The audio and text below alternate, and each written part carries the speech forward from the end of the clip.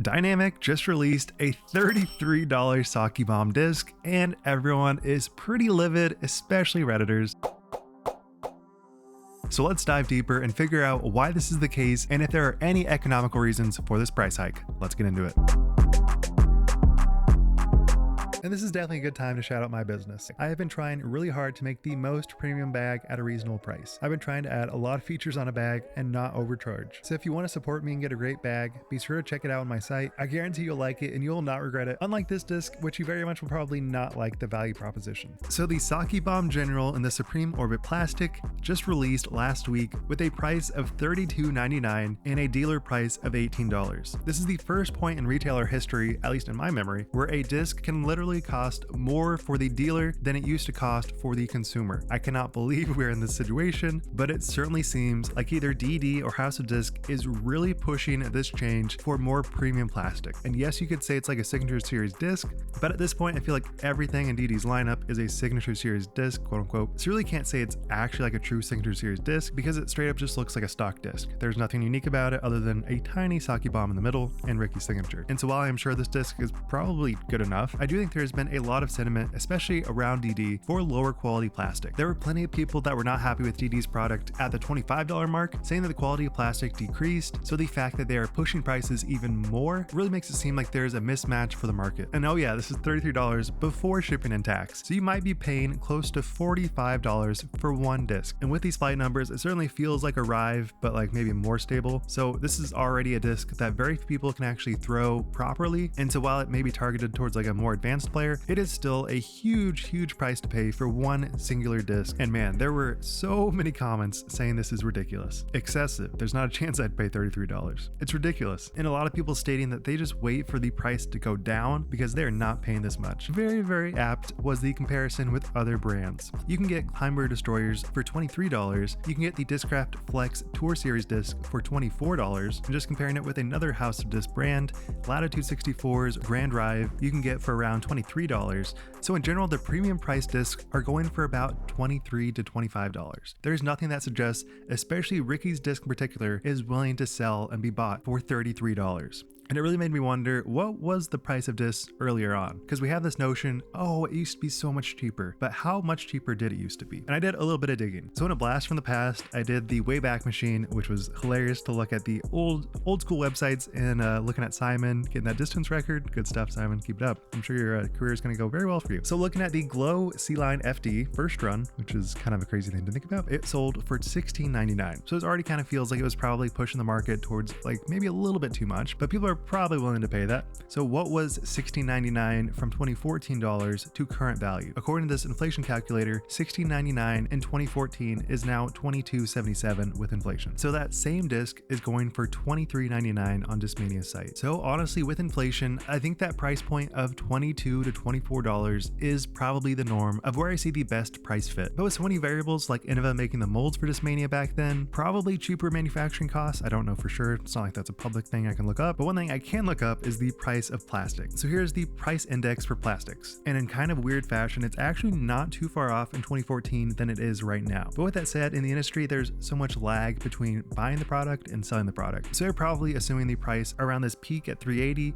instead of the new price of plastic, which is around $320. But one thing is for sure, everybody is charging a lot more for plastic. So this is not just a DD issue. This is just the way the industry is going, but it certainly is pushing DD in the forefront for price gouging. And so you may be asking, why is this for DD? They already have probably not the best trend. The market share is going down over time. At least in my experience, people are throwing DD less, they're throwing Trilogy less. There's so many great brands out there, so they don't really have brand loyalty. And it really does seem like consumers are much less likely to just only throw one brand and live and die by that brand. That used to be the case with like Discmania heads, but over time, I feel like that has become less and less the case. And with the overall quality sentiment around DD going down, it certainly seems like the House of Disc acquisition has ultimately become a negative impact for the company. And this is seen seeing in the lower quality of plastic, it certainly feels like the typical thing you would see in a VC-funded firm, where they definitely try to squeeze out as much profit as possible while still making the overall quality worse. So while I'm sure House of Disc probably is not happy about buying this company at the literal peak of the market, they're probably doing everything in their power to just break even on this company. And I see that as the reason for this price hike. I think, like stocks, everything has already been built in. The cost of manufacturing, the cost of the plastic, it has already been fully calculated as to how much that will cost for House of Disc. So I honestly see this as them just trying to break even. I think they definitely know they're in a bad place with these sales, so they're just trying to do their best and just break even on their investment, which certainly does not seem to be the case if everyone is very mad at your company because you're trying to squeeze out so much money. And let's say, for instance, they were like Latitude 64 that has so much love for the Grace, people will live and die by that disc, including me. It is still currently sold out pretty much everywhere. If that amount of love is shown for your company, then yes, you can do some crazy stuff with pricing, but that is very much not the case for DD, and especially the Sake Bomb disc. I think people definitely like to throw them, but the ability to charge 30% more than a normal disc is not there. So the expectation for customers and retailers to start paying so much more for your particular disc that probably will not sell well is very much off the mark. And so it really makes me wonder, what is the end state here? There obviously has to be some equilibrium reached where you have supply meeting demand. Currently,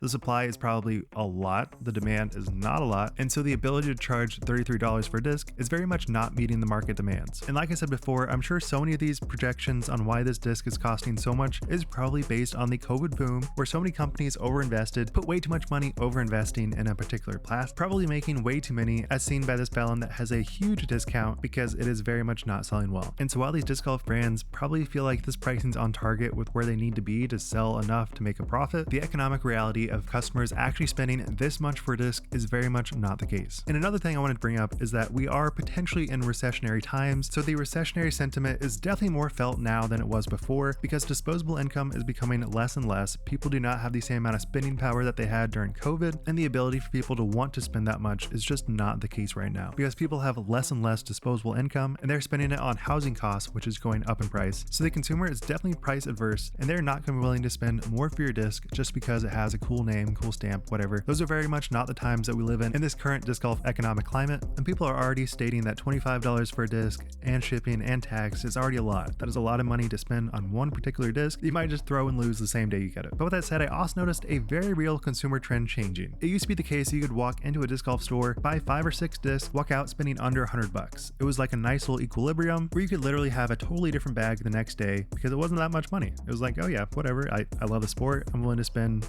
$80-$90 for basically 25% of a new bag. Like that's dope. That is very much not the case now, and people are definitely less likely to experiment with new plastic because it is so much more expensive than it used to be. So not only are people spending less, they have less ability to experiment, they have less desire to experiment, and so this overall culture of being like, oh yeah, I want to try out all this new plastic, it is very much not the case, at least in current day disc golf. They're much more likely to find just one disc that they love, throw it to death if it gets lost, replace it, but fewer and fewer customers are actually willing to spend more on a disc. And so we get to this peak where purchasing power is slowly decreasing amongst Americans, at least. I don't know about other economies, but I assume similar trends. So we have that, we have disposable income decreasing, we have a lot fewer players in the sport than we used to in the COVID boom, and then we have this point where companies are trying to sell their disc for $33. And for a disc that people have already kind of written off because the previous plastic felt low quality, it is just a bad trend. So I'm wondering, what is the end game here, especially for DD? Because DD seems to be losing overall market share. They seem to be losing loyalty of fans. Like I already saw people in the post stating that they're usually pretty diehard on DD, and they're definitely not even getting close to thinking about this disc. And they're like, I'm just not going to spend that much. And that is people that are loyal to DD. So if you're doubling down on that price, you're going to lose a lot of fans. And I think brand loyalty is just not something we see nowadays. Discmania heads used to be like truly diehard. And even for Discmania heads, I've seen a lot of people that are like, yeah, I'll definitely buy Discmania when like I see a disc that I like. But overall, I've stopped being like truly only Discmania. I think that is very much evidence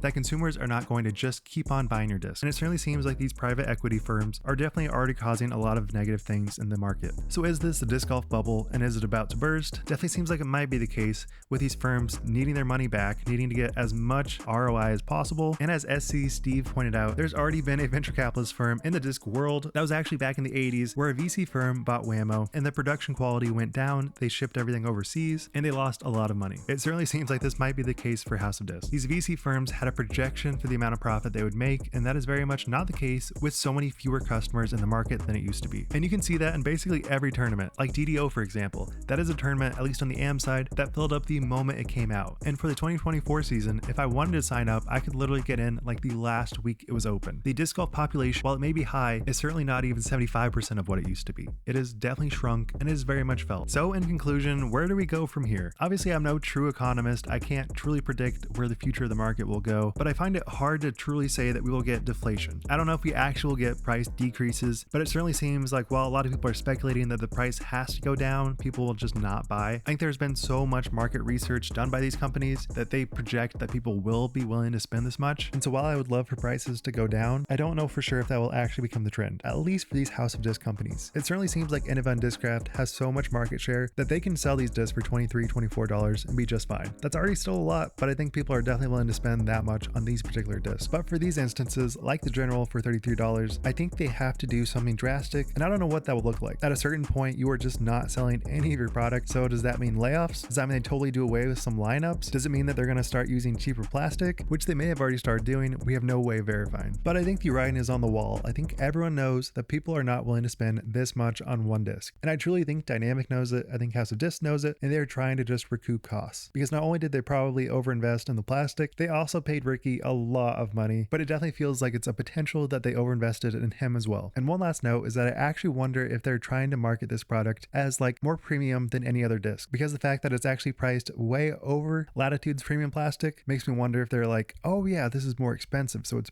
better than Latitude. I wonder if that is part of the equation here. Once again, I have no way of verifying, but it makes me wonder. But with that said, what do you guys think about a $33 basically overstable destroyer? I would love to know, and I'm sure there are a lot of strong opinions, and if you could subscribe, I'd really appreciate it. So with that, Wild Runs, signing out, peace.